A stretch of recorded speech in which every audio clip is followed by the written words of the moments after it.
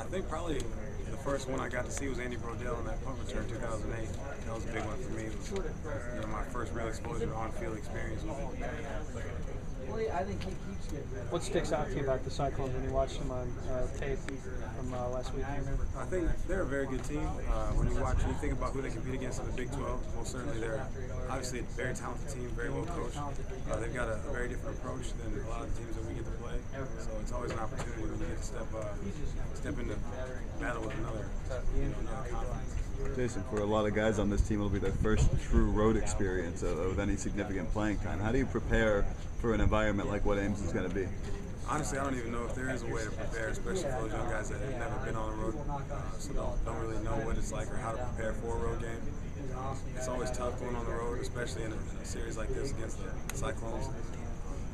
I guess the only way you can prepare is just like you would for any other game, try and be as ready as you can for an opponent that you know is going to bring it. How much do coaches preach ball security in practice? Ball security is always a big issue, in any football team, I assume. You always want to be able to take care of the football. Is that the one thing you guys really heard about Saturday after, I think 3 or 4 fumbles? Is that the one thing that West Coast kind of argued about? Yeah, you could say that. We kind of knew as a running back core, we kind of hold ourselves responsible for that kind of stuff too. So coach didn't really have to say too much. We all kind of chime in and hold each other accountable for that kind of stuff.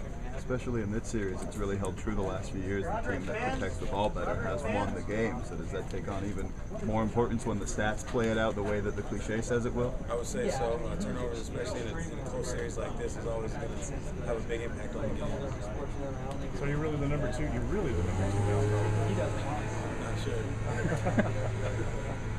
That's what coach said. Okay. Well, I guess there it is. Are you ready for the elevated?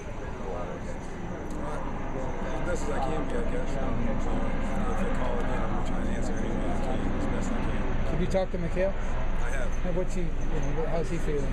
Obviously he's feeling pretty down, but if any injury, it's going to bring devastation toward anybody. So as a running back core and as a team, we're trying to keep his head up, keep him motivated.